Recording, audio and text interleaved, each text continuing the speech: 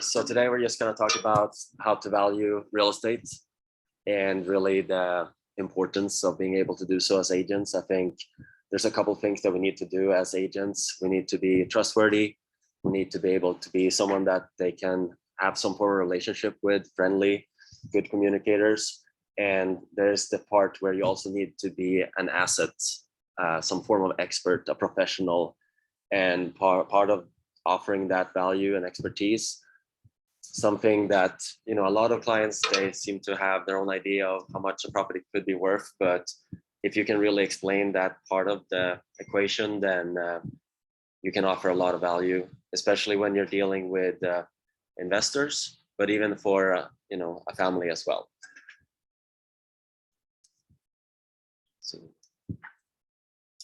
So one of the primary reasons, as mentioned, it really does increase trust. It shows that you know what you're doing as a professional, that you have some experience. And what I can tell you is that I think all buyers and all sellers will eventually ask you about it. I had some showings early today. How much is this worth based on this, based on that, based on the age, based on this being a newer build. So there's just a lot to take into consideration, and it can get very detaily. So your job becomes trying to simplify it in one way or another. I think, camera on? Well, let's focus. I think on the screen will be okay, because I don't think we can do both. Oh, my camera on me too. Let's do that. Okay. Yeah, I'm sharing. They want to. Oh, this, yeah. At the end of the presentation, let's send the link. Definitely. One thing I can say about if you don't have the answer, just tell them you don't know. Say, hey, listen, I don't know that right now. I can find that out for you right away. Let me get back to you. Yeah, it builds a lot of trust. I mean, you try to BS them. Yeah, just say, hey, listen, I'm a new agent. My mentor's a phone call away. Let me find out for you. Yeah. Just be honest. And to expand on that, there's really almost too much to know. So you're not always going to have a complete answer, because someone might ask you, how much does it cost me to get a new roof? I'm not a roofer, but this is what I've seen before, or this is who I can ask. So that's usually how you have to deal with that. So as agents, I guess I would like to ask a question. What are the three approaches that we use to value a property? It's on the test. Are we familiar with those three? Income approach. What was the second one? The cost approach and the sales approach. Yes. There's no audio. It's been a while. On new agents. Looks like it's picking up on my mic. Do you want to turn the other one on and turn my mic off? A lot of technical difficulties here.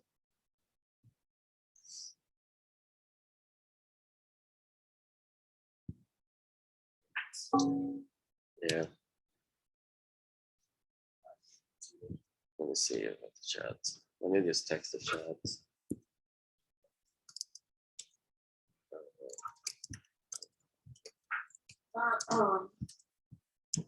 Okay, let's see. I'll move along. I think there is audio for the people in the chat. So the three main approaches is the sales, the income, and the cost. We're really mainly only gonna be using the sales approach more often than not.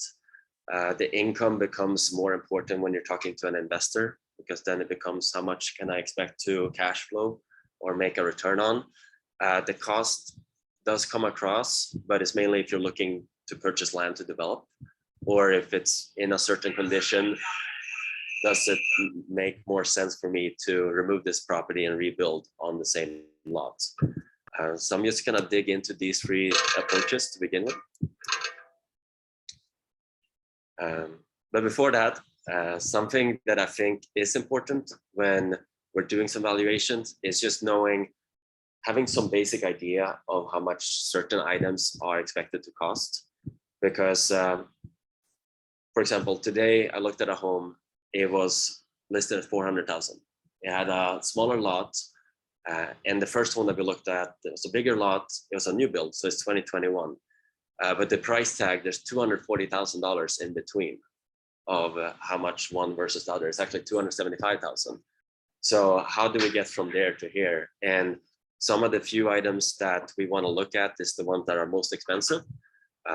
Some of the ones are, of course, if it has a lake view, there's the demographics and there's the market and such. But when we're getting into the nitty gritty, we usually want to look at the high ticket items, such as the electrical, the roofing, the flooring, paint, replumbing, electrical wiring, bathrooms and kitchens. I'll send this presentation. This is just a quick little basics of what I've seen. This is more of doing it on an investor, 2,000 square feet home or even less, affordably. If you're looking to renovate to get the most value out of it as an investor, this is just some basic price tags of what you could expect that it's going to cost you. So I wanted to do just a slight case study on the income approach before we go into the sales.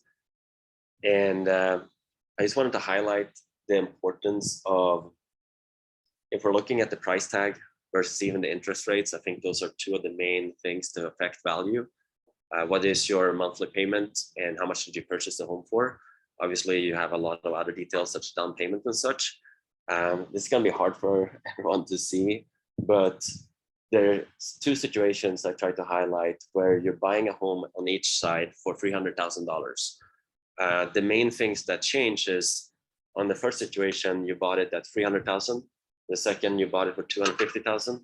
The first one, the more current interest rates of 6.5%. And on the second one was where we had the previous market more close to 4%.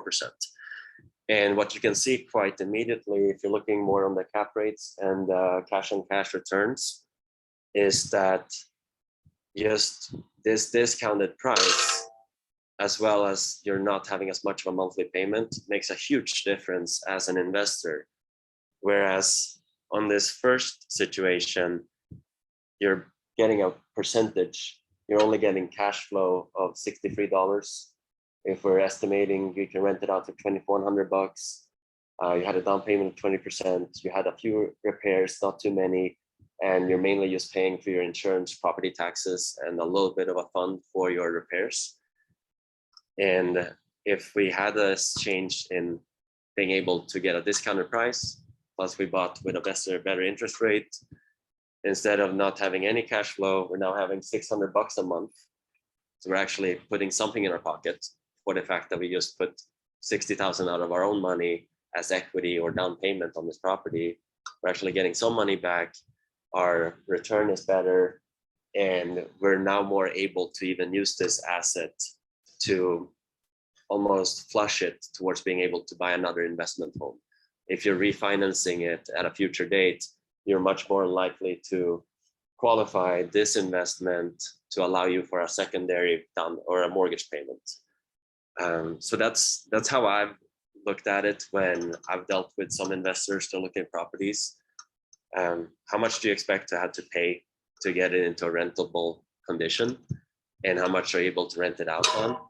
And based on this, you really want a couple of $100 in cash flow, because this is not even that conservatively. There's a lot of stuff that could go wrong in this analysis, because we're only putting $100 towards repairs and maintenance per month. If you have an AC that break down, good luck,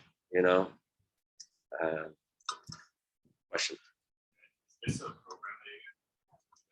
Honestly, most of these things I've just used Google. He has a degree in finance, and he's just into analysis, so he's pretty good at it. I was going to ask you if we built like a spreadsheet to where we could just insert, like the purchase price and current interest rate. Right. That's how this works. I borrowed it from the online and just tweaked it a little bit. Yeah. Okay. Yeah, this was actually based on Airbnb to begin with. So you can have your monthly average rate, your vacancies, and then I think it says property management, Airbnb charges, and some other things you can put in. So it was built for Airbnb. I just tweaked it a little bit for today. Yeah. Does that program also show you like 8% return every month? And the cap rate? Yeah, cap rate right here too. Yeah. When investor asks you about the rental history, what is the good rate? Rental rates or Investor that asks you about the rental history, okay. what is the good rate of one single? For Airbnb. For an For investor. qualifying For income. Airbnb, yeah, could you Airbnb or, yeah. No, for short term. Airbnb, I think you want to stay at a 70% occupancy rate. Anything over 70%. For Airbnb, for sure, you want at least to be able to sustain the business of growing. You gotta at least stay at 70%. Depending on what your nightly rate is compared to your. Right, that's that too. Yeah, that's great. What's the best way to know that rental history? You better do it from the. So for Airbnb, I know you usually ask the listing agent to provide from the property management, and most of the time, they'll provide it. Sometimes they'll say no, they don't want to share. So you will have to do your own due diligence with something like this. You prepare something for your client. You go on, if you do Airbnb, you do the Airbnb, and you prepare something for your client.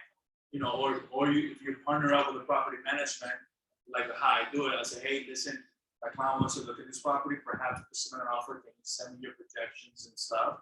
And the property manager will send me just for that property, the projections, the occupancy rate for that property. They do all the work because they already paid for all those software. So it's easier for me. I don't have to do that part. I just ask them to do it. And then you just connect them. And I just connect them whenever we close. Like right now, exactly how I did it. She sent me a few because we're looking at a few. We found the winner to his liking.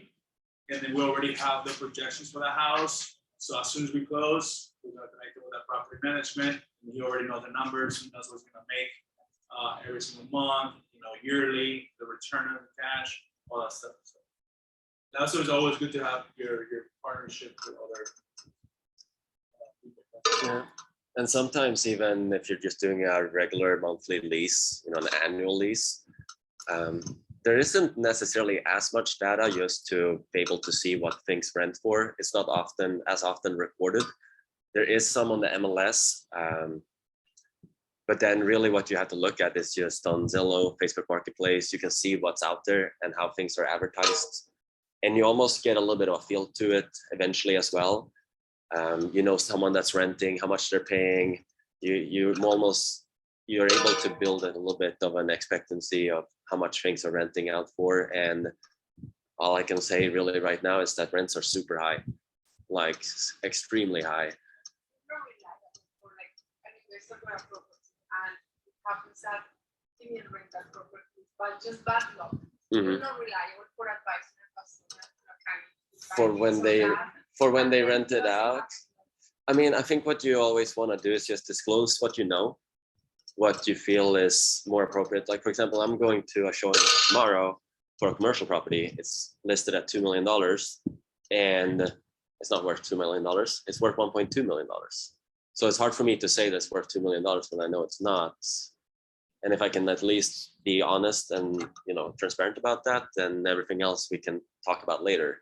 And then I've been able to talk to the agent on this, for example, and I'm realizing they're evaluating the business that they have to $800,000 for this parcel. So I think just being honest about it, what you think, for example, depends. I represented a landlord recently last month in Winter Springs.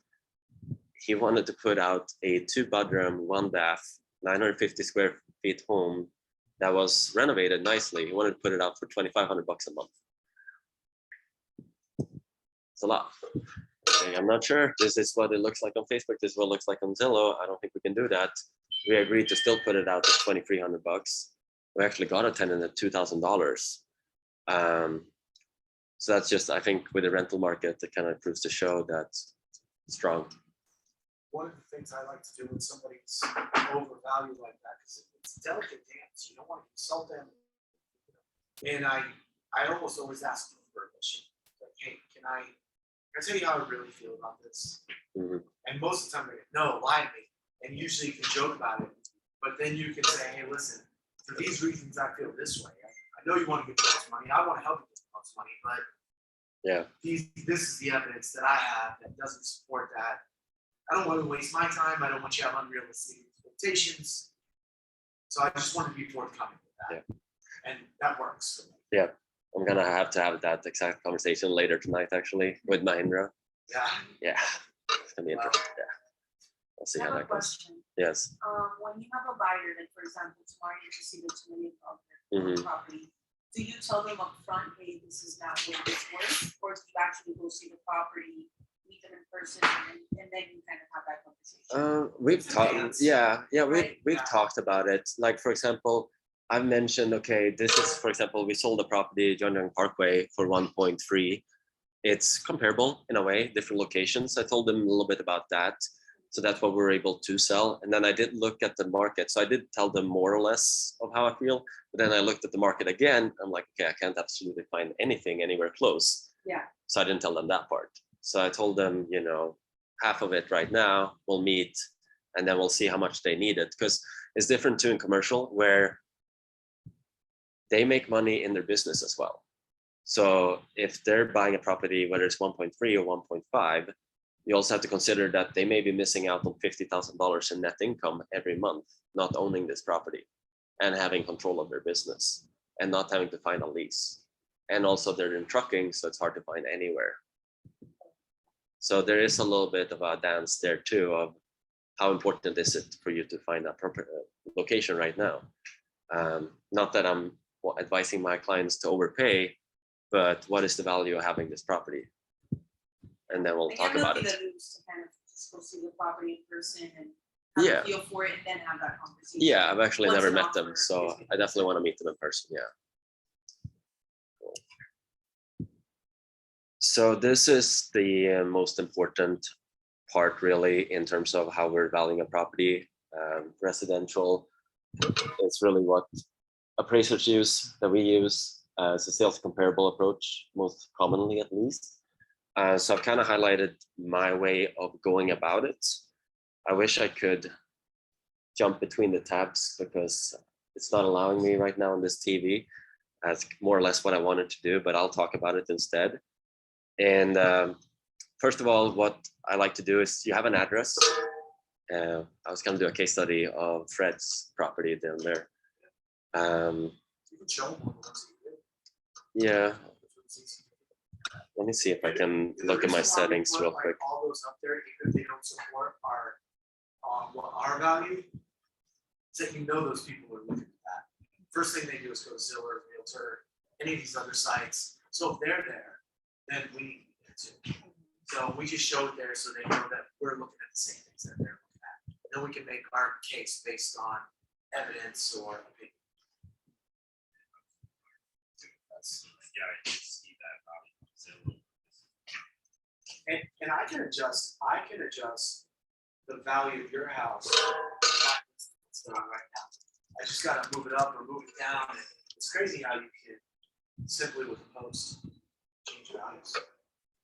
Let's see, I'm just going to give this one little look. I'm gonna have to give up on it. Sad.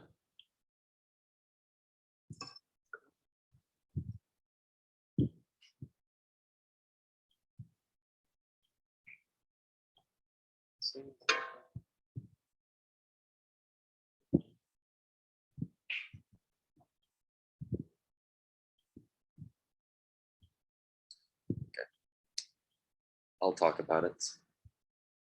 And hopefully next time I'll be a little bit more. This is like my first Zoom presentation, so we're getting the hang of this.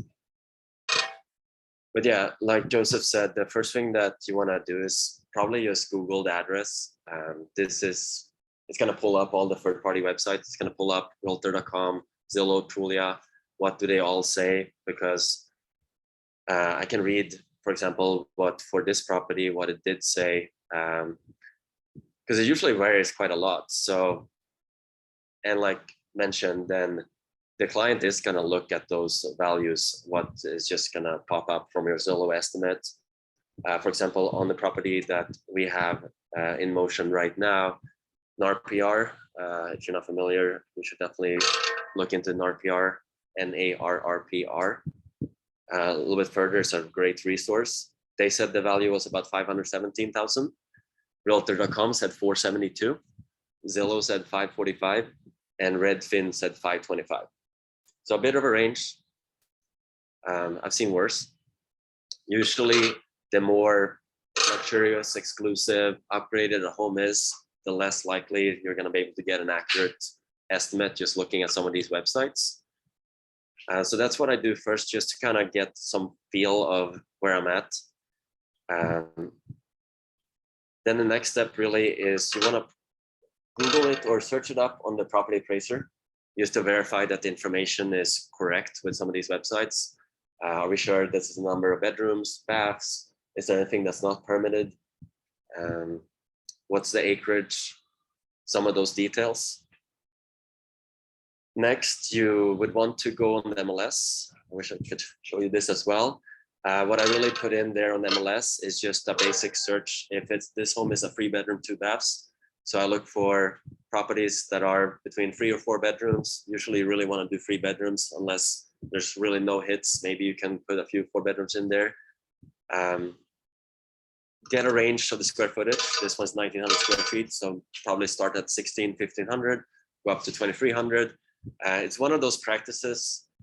The reason why I have a more of a range than maybe I need to is because it's almost like cutting hair. It's easier to trim it down once you see it rather than try to put on, because if you don't see it even being there, then you're never going to see it. So it's easier if you can at least look at it and then you can remove it out of the equation.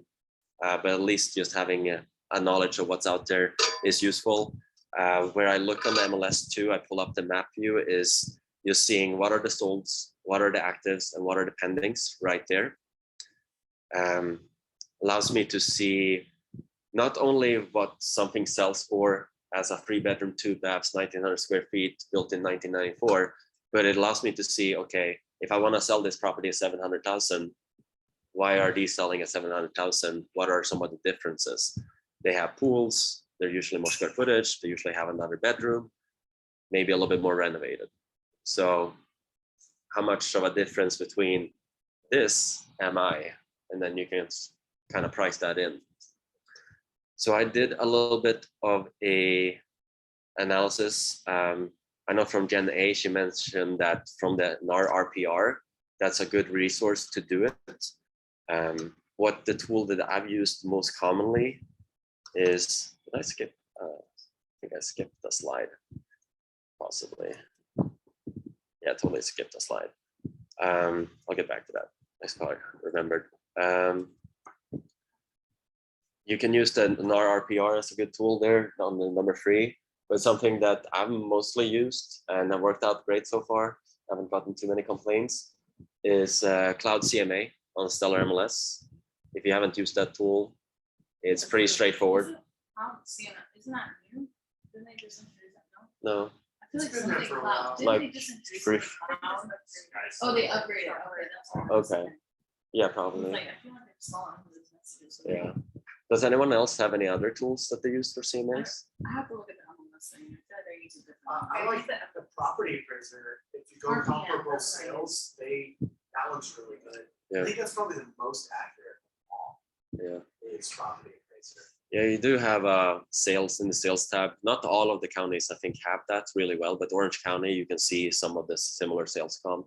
I think it's useful too in commercial because there's usually not too many comps and they're not super well recorded via the MLS. So how do you find them? It's hard. I use RPN. RPN, Real property network. Yeah. and RPR. RPR, yeah, Okay. that's what Okay. or something. Yeah, is that one on there? Yeah, Yeah, I like that one. I tried using it for the first time yesterday. I couldn't really, there wasn't a lot of comps that pulled up when I used it. There's a lot. So It's you can- comprehensive. Yeah. Okay. IMAP tax is a good one too. Yeah. Yeah, IMAP is I great. would say IMAP shows like the comparable. Okay. Sometimes it's like on the lower end, but. Yeah. What's, The more information you get, the easier it becomes. Yeah. what's nice with some of these systems too, it's obviously they do it all the work for you, almost less, more or less, like they pull it all in. So I'm actually gonna just go through Cloud CMA super quickly, and I'm gonna switch tabs here.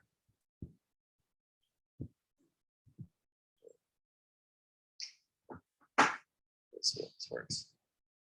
So this is what it looks like. You just, there's a link on Stellar MLS. You should be able to find it.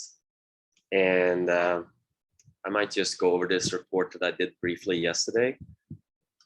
So this is, that one gets so complicated because it's 1.5 million. So it's a lot more stuff, and there's usually less comps, and there's upgrades here, and it's different. They're also custom. So you can do it, but it's harder. So it just allows you to first just put in the address and number of beds, baths, square footage, what type of property, single family residence. Sometimes you want to put in, unless usually this pulls in the year built and the acreage too. Usually don't have to fill in more. I like to go about 6 months back. Sometimes I go a little bit further if I don't get any comps, just so I know what was there a long time ago, and you can kind of adjust based on how the market has been changing. If the market has gone up 10%, you can kind of make an estimate of what the value looks like then anyways. So I usually like to pull in 20 listings. The same idea is it's going to pull in a lot of the ones that aren't going to work, but you can just remove them. So 6 months. So this is what we will pull in. Take the time to review an appraisal with you. Really understand how an appraiser comes up with their values. I know Yeah. you can speak. Yeah, you almost want to look at it. Yeah, just having an appraisal report, because some of the things that we put a value to, they usually put less of a value to. So upgrades and features, it costs you $20,000. They give you $7,000.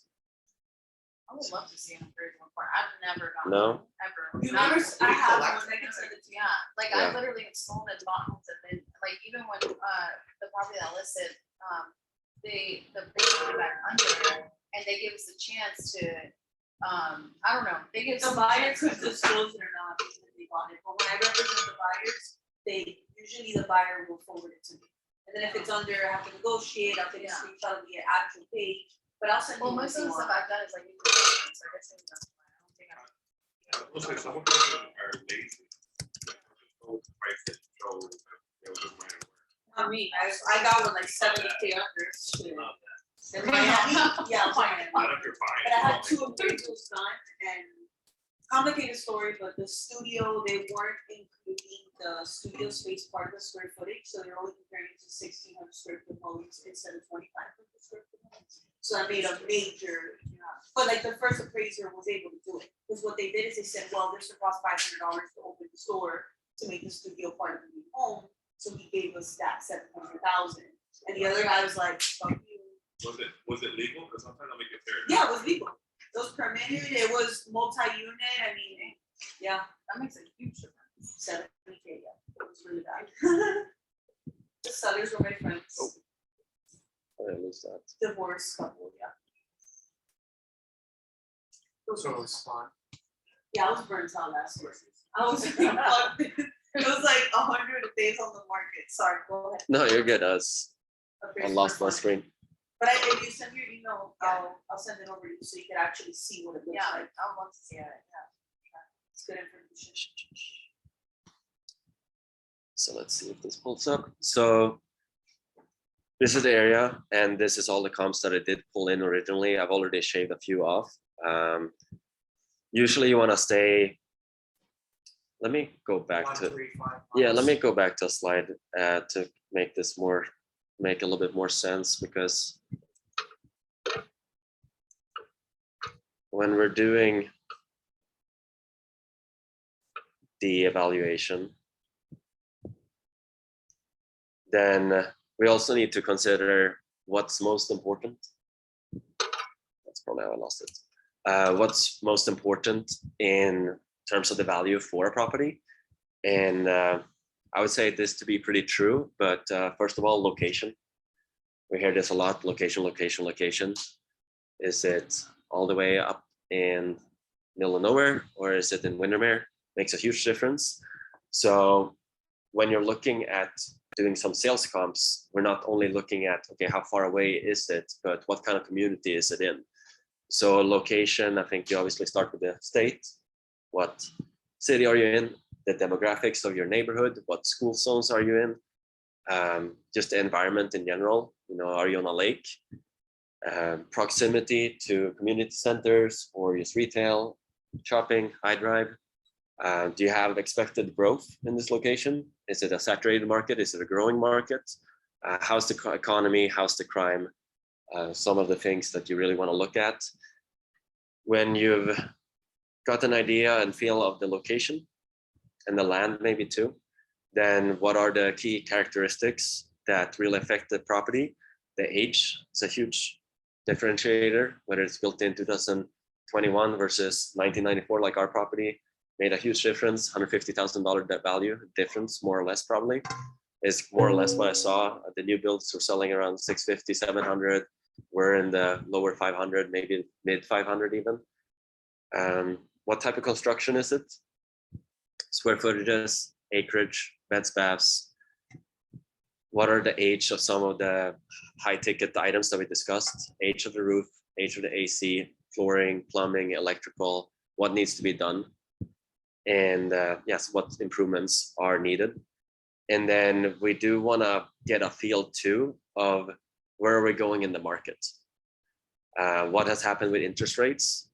And this also has a large play of what is the need of the client. Can they hang on to this property for a little bit? Is it more of a let's go fish and see what we can get? Or is it if we don't sell soon, we're going to be in foreclosure?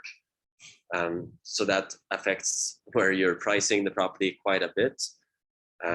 Obviously, we don't really know if it's expected to go up or down, but we can say this is what's happened. This is what I'm seeing. This is how many showings I'm getting on these properties. This is what, what's it called, Aura is saying about the market stats. Try to be technical, but make it simple enough where people understand what you're talking about. So when you have an idea, then first of all, let me actually switch tabs. So we have the location of where this system automatically pulls those in because the people that designed it made sure that proximity is a huge influencer. I think the appraisers, I'm not sure exactly the number, but they only go a certain radius away from the property. It's not common they go more than like a mile or two, unless it's a very specific home and they need to. That's happened once or twice from what I've seen personally. So when I pull this up, I look just briefly. I see that a couple of them are on the lake, so just remove those immediately. I just also see when it's all the way across at 800,000, 1.1 million, it's not gonna be the case. So you can just remove those immediately. I'd like to go through this list. We're a 3-bedroom, 2 baths. So you really want to do 3 bedrooms, 2 baths. Otherwise that extra bedroom, you know, for a family with 3 kids, let's say, that extra bedroom, how much is that worth? Quite a lot. So if we really wanted an equal comparison, we also want 3 bedrooms, 2 baths. So I usually just go through it real quick. I see that, for example, this one has a 2,600 square footage. That's just too high. Let's remove that. This one's too high. Let's remove that. This home is built in 2014. Let's not do that. This home is built in 2021. That's not going to work. This one was listed, 4,400 square feet, 800,000. That's not going to work. And I start narrowing it down as much as I can. Something too, where I guess it depends on the client or how you want to present the information. Probably these just local comps in the 500 range may be the ones that are the most suiting in terms of getting some form of average of the price per square foot. But if we're gonna present how the market looks like overall, it may make sense to include a couple of the ones that are just a little bit nicer. Because then we know, or we can even present this and that home sold for 650. This is what it looks like. This is what we have. How do we feel about that? And then you can see some of the comps that sold in the lower range. This one sold at 465. This one sold at 500. How do we look compared to this too? So some of the ones that maybe are just a little bit less or just a little bit above, I like to include them just because then you can get a more of a feel of where do we, you know, we have an anchor, you know, we have a high and a low. So this is what I narrowed down with. Even if we look at some of these nicer houses, for example, this one, 3 bedrooms, 3 baths, almost same square footage, almost the same build, about the same acreage, sold at 682. All of these other third-party websites, they give us prices at 525, 545, 480. How do we make a jump from there? 130, 140, $150,000. Maybe a pool. I think there's going to be a pool. A little bit improved. Well, it's income producing, so I'm like. Is it active? There you go. That's close. This closed, yeah. Okay, so that's a full-on sale comp. Yeah. When did Sold it close? March. It's a great comp. Yeah. That's a good way to say, hey, we could probably get a little bit Look, more. there's a pool. Yeah. So the nicest comp, 682. The second nicest, similar to overall, a little bit more square footage, almost looks like the same floor plan, maybe even, probably not. Built in 1995, so about the same. This one has another bathroom as well. So how much do we put on a bathroom? This one is a great kitchen. Maybe I can get a bigger picture. Do you like put a depreciation percentage when it's like updated or not updated? The thing is, you can. If I had more time, I probably would. Yeah. But it more becomes a thing that you can talk about and show. In person, you can get a lot more done than having to do a full Yeah, report. yeah. They don't read it anyways half the time. Yeah. Well, on the RV and thingy that I use, Yeah. when I select my comparables, and I've already looked through all the photos, then there's like a little notes section, so I'll be like, oh, this home has a pool, if it's more Yeah. sensitive, Yeah. home of more upgrades. So I do that sometimes on my reports, because I'll remember from looking at all the photos, and I'll just be like 2 or 3 sentences, like that, made the distinctive jump for me Right. to, explain to the client, hey, this is why this property sold for more, because they have a pool, they have more upgrades, and they have an extra room versus your property that Yeah. only has 2 bedrooms. I don't know, Yeah. Yeah, people No, are I like, think- well, that house sold for that much, why can't I? Yes, That's why because we're the they will experts. ask that, and then I'm like, okay, Yeah. if I send this to you at 10 o'clock at night, and then you're asking me these questions at 3, I'm not gonna remember why, Right. so that's why I put those notes in there, so that way. Yeah, No, that's like- great advice, honestly. I'll probably do that more often myself. It's great. Well, yeah, there's a Just note then I section have to right there. go back in and look why, and then I'm like, Yeah. so it Yeah. saves me a lot of time. So this one would be like upgraded bathrooms, kitchen, pool. Yeah. Yeah. Yeah.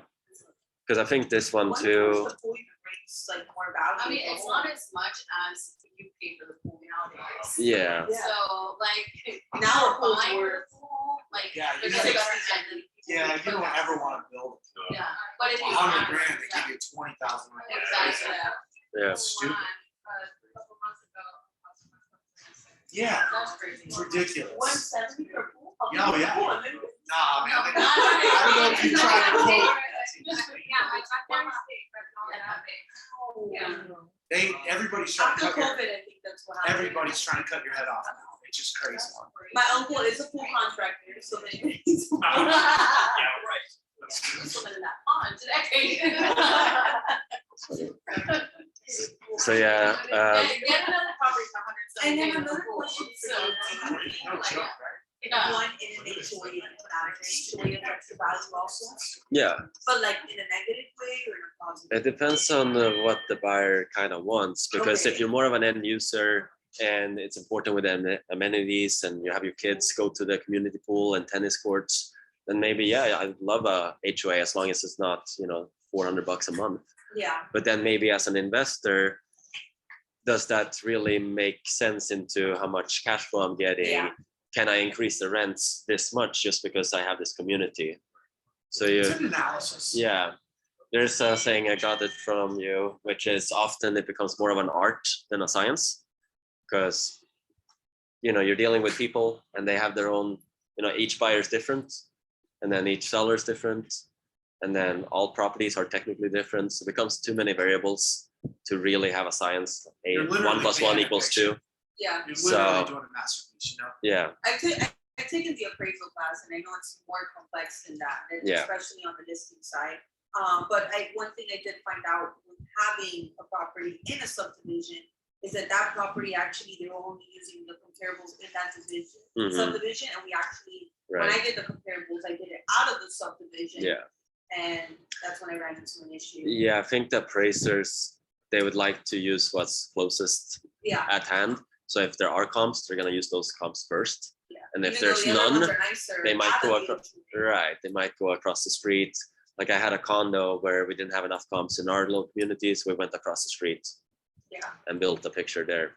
Because- Filled in an appraisal. because for me, an HOA, if not having an HOA, I think it has more value. I don't know, that's my. I like the insight. idea of Yeah, not having an because HOA. You can pay it off your mortgage and you don't have somebody, coming and telling you your grass is, too Yeah. long or you're gonna get a citation. They're assholes. Yeah. Yeah. Since I worked in construction, I worked a lot with HOAs and whatever. Yeah, I had They're a definitely assholes. I had a closing where we needed a new roof to close, and they only meet once a month, and they like canceled their meeting.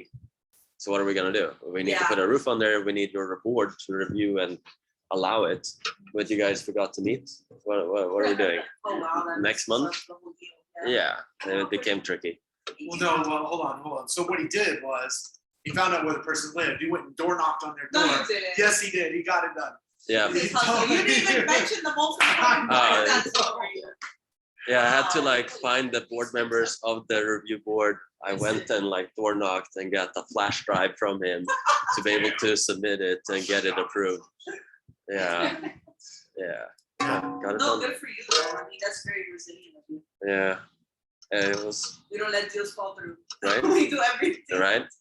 We got that deal. We closed it, right? Yeah. Closed it. It worked out fine. That was that inspector guy, the electrician guy? The electrician guy, yeah, contractor guy.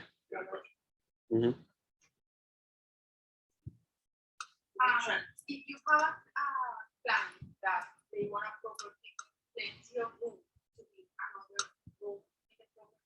There is no HOA in this area. Mhm. The neighborhood.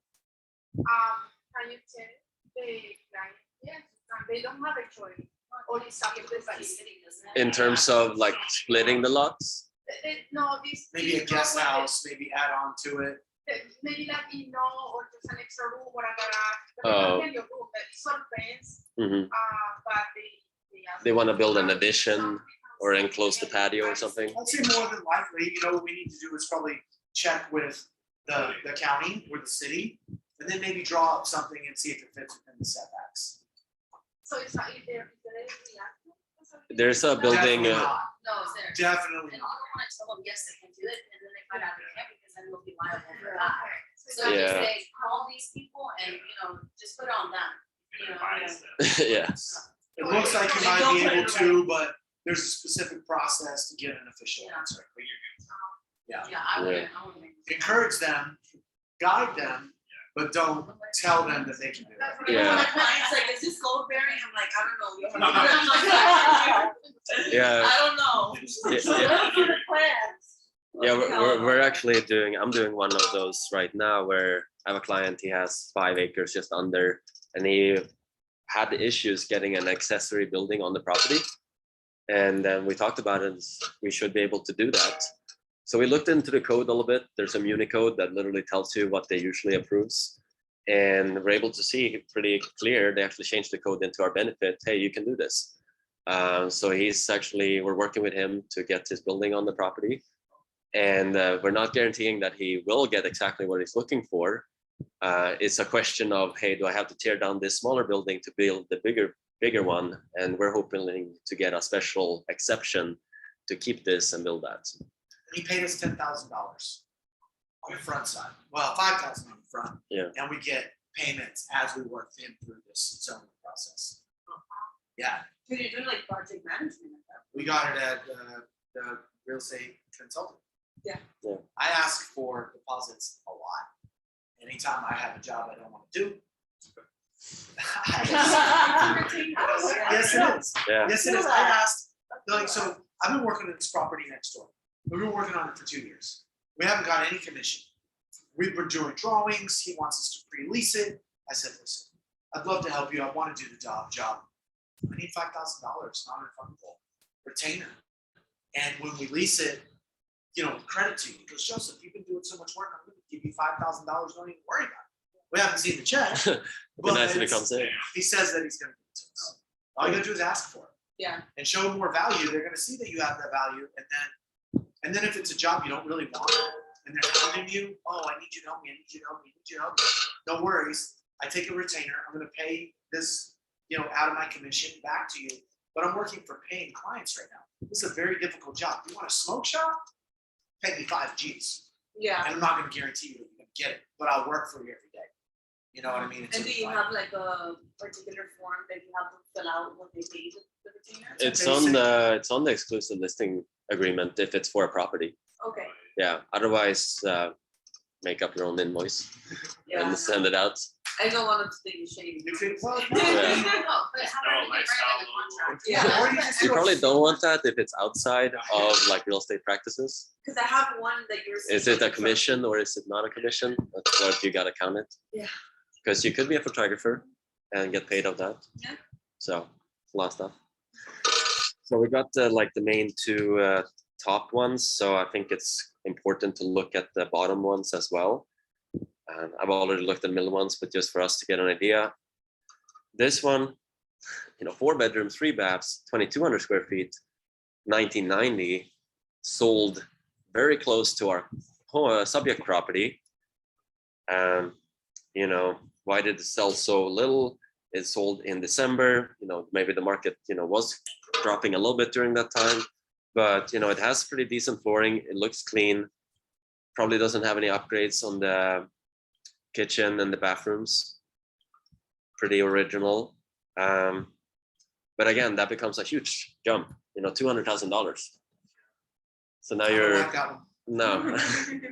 So now you're questioning, what is an appraiser going to look at? We have this and we have that. A 1-story. I think so, from what I remember yesterday. This one again, 1994, similar to ours, 1,900 square feet. This one, 4 bedrooms. Very basic though. So I guess it kind of depends on the subject property that we're gonna go out and look at in person. Where do we fit into this? This is 500,000. Just the way that with the comps that I have on hand, we'll get to this as well. You usually want to list about 5-10% over what you believe it's worth. More often than not, during the COVID times, buyers did get very used to offering more than the list price. That was pretty unprecedented. So I guess the market has gotten a little bit more used to offering more than the list price. But I think most people are in the mindset of discounting or trying to get less. So if you think it's worth 550, push it 5-10%, maybe list it at 575. Little buffer. Yeah. Someone want a low ball and they Yeah. still getting what they want. Yeah. Like for example, with what's it called? An agent in our office that I'm working with on a small list for a land property. We need to sell this quick. This lady actually has water damage. She's a single widow without 90. the ability to do much of all. She doesn't have an ID. It's a pretty dire situation, and we need to sell the property soon. We thought maybe we could get $60,000 at least for it. Let's list it at 85. Let's wait the first 5, 6, 7 days. Let's see what we get. We already got an offer for $65,000 and $70,000. So I think you want to test the market out at least. Don't usually go over 5-10%. I think then you're going to lose out on people that were qualified, were maybe cash people that could have been great buyers. And the market is usually the hottest during the first week or 2, even though La Mesa was hot for like 2 months. I don't know what happened there. But usually we were overpriced. We got a bunch of showings. But either way, probably don't want to go more than 5-10%. So I have a question. Yes. You just said to overprice it by 5-10%. But what do you feel like is too much overpriced? Like you guys said, you just have a listing right now, let's say. I think it depends on how much of a certainty that you know what the value really is. Like if I know the value is 500,000, there's a limit of how much more I should go over. But if it's a $1.4 million property, like, do I know exactly how much someone's going to pay for this? Maybe not. Maybe then you can have a little bit more room. 10% in this situation is, $140,000. But maybe you're more welcome to put it, $300,000 more just to get the offer that you're looking for. Don't you prefer bidding more? I love it. Yeah, me too. I was Yeah. gonna say I like to get under. for You that can, reason. you can. Right on. Like my Yeah. first listing ever, I did it a little under. We got, I think it was 5 contracts within the first week, and we went under contract. this Yeah. week. We closed. I mean, Yeah, I mean, and then I had another one that was overpriced, and we were on the market for 4 months. And Yeah. the interest rate went to 7%. And then, I think also it's like how realistic the seller is, how Yeah. likely they are to accommodate based on what they've got in the results. Because if I knew I wanted to sell my own property, I'd probably list it a little bit high, and then I'll wait for a week. If I don't get anything, I'll make an adjustment. But it's important that you can make that move. If you can't convince the seller to make a decision, then yeah, you're gonna linger. You're not gonna get the result. How soon do you think about the price?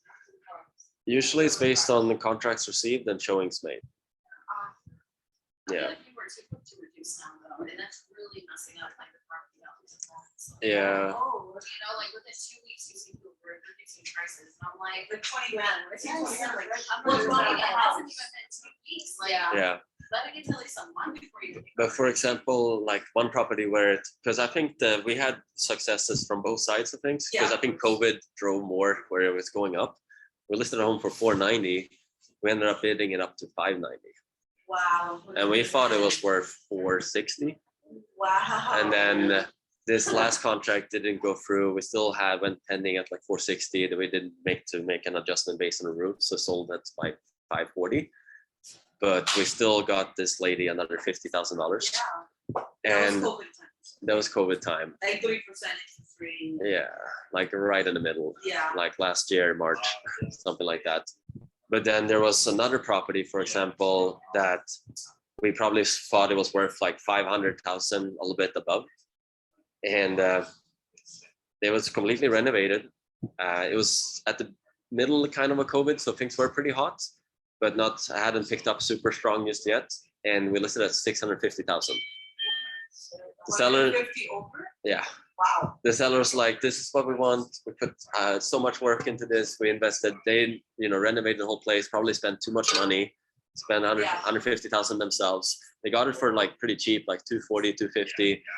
They wanted a profit, and 2 How weeks much did in, they put into it? I don't know exactly, Because but they did over 100,000. Because I feel like sometimes sellers can be a little misleading and greedy. Not Yeah. to say the worst. But it's the truth. Yeah. And it's funny because I saw a TikTok video and this guy's like, I bought this house for 250 and I put 250 into it and an Yeah. appraiser said it's worth 400. What's wrong with it? It's Right. like, well, it's based on the comparables, not Yeah. the money you put into the home. And what kind of So that's improvements you why make. not an investor. Right.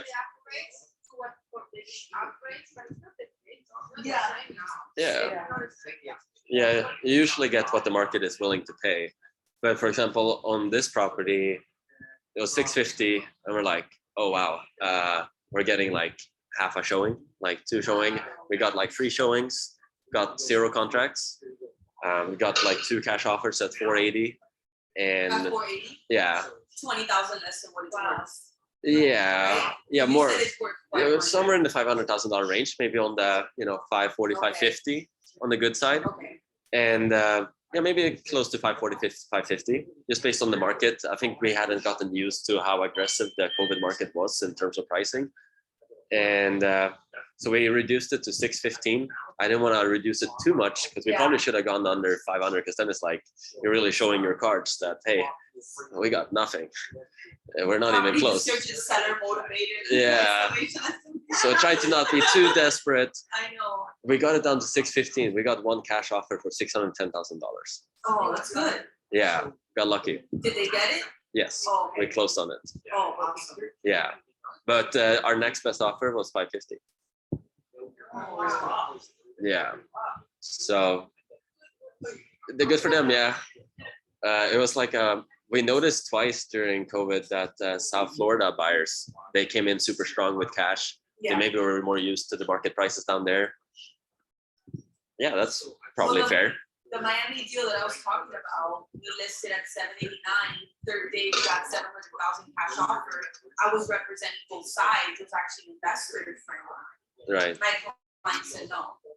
Yeah. And I was like, look, guys, this is a really good deal. We can close quick. No, we want to wait. We could get more. Yeah. We Yeah. closed at 6.3. just to Right. give you an idea. Yeah, And it's like, yeah, we could only advise our sellers so much. And it was Yeah. like an old school Cuban guy and Mhm. Italian wife, and they were all like, no, and they didn't do nothing to the house. They Wow. bought it for $350, no hicieron nada, solamente el aire. Y eso poco, tocó, y 630. wow. No, no, and then they had to pay another roadside commission. So with the 630, they had to pay another roadside commission, because that deal fell 3 times. It's I crazy. know about Yeah, deals in Miami. yeah, I haven't. I'm like traumatized. I haven't yet, so. Because the thing with Miami is, people look like they have money, Mhm. and the problem is they really don't. They're driving these cars. Yeah, they're, yeah. You know. Gotta fit in. I mean, I don't know if anybody's familiar with Miami. I'm originally from Miami. I've been And down I there a can bunch. tell you, it's a very flashy place. You can see the Rolex, you can see the Yeah. nice car. They have a 5-8 credit score. They Right. have 10,000 in a bank account. They owe this much money. So Yeah. it really depends. But we got 2 deals fall through.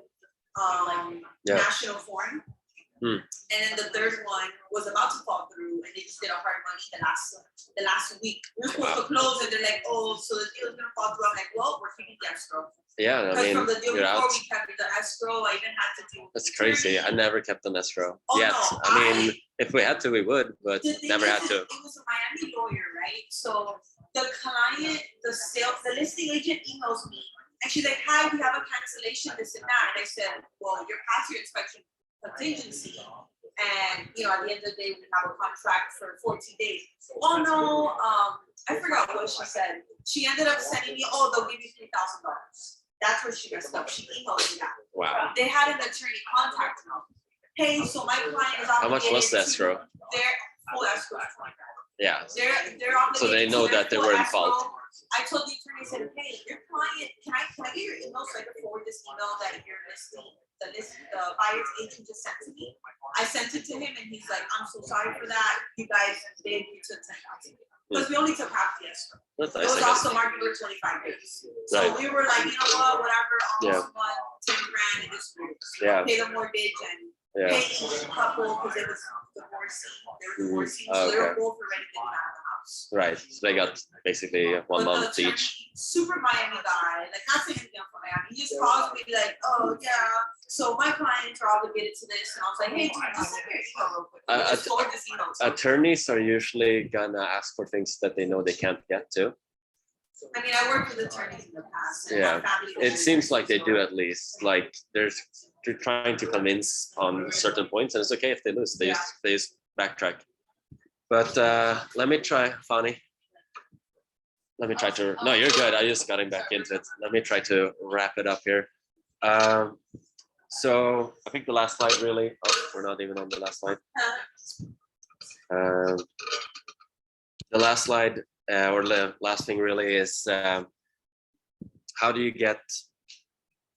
convey the value to your client? I know we spoke a little bit about this. I think that the first thing that can be useful to do is ask them, how much do you think it's worth?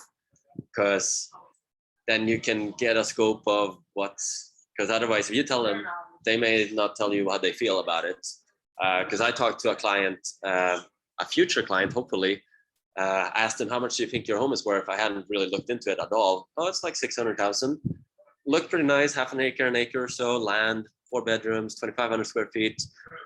Sure, looked into it. Terrible zip code, terrible area. Looked at the comps. It's maybe worth close to 400,000. So we're missing 200,000 here. So then, how easily can you get from A to Z with this situation? So asking the clients, you're late. Asking the client. Can you speak on that, considering you were like almost an hourly too? I had things. He had nothing to do. They have nothing, the pest guy showed up at my freaking house. Look, I already got one pending. Nice. So, and then in the value, you also want to know what their motivator for selling really is. If it's foreclosure, we need to do this. If it's just get the most money, then it's this. I need to move by this date because we're pending on our house. Then, just understanding that affects the price that you want to put it on. We discussed, I like the strategy of going 5 to 10% higher. I think you usually get pretty decent offers. It's my experience. And still, if you get multiple offers, you can still put them a little bit against each other. Like the 3-2 or 2-2 home in Winter Springs that we had, it's probably worth 290. We put it at 310. Had to lower it to 300. We got an offer at, I think, 270 or something like that. And now we're able to more or less meet in the middle at 287. So we're able to get the net goal of 265 more or less from our client, and made a deal happen. One of the things too, when you're looking at all of these key features, there's going to be weaknesses and there's going to be strong points. I like to sell the strong stuff instead of trying to defend the weak, because it's really what you put your attention on. If you're able to put emphasis on the strengths, it's more or less what you remember. Because even if you try to defend what's not that good, you're putting a lot of time on it. That's what's memorable. So there's an emotional attachment to what you highlight. And ultimately, what the price really comes down to is your ability to market and advertise the home, and then what the market responds. The sellers may have their own idea, but what it comes down to is how well you did in highlighting what's best about buying this property, and then what the market is going to tell you about it. Appraisers might come in there and take a little jab at what you're doing, but we'll deal with that when they come. So I appreciate that.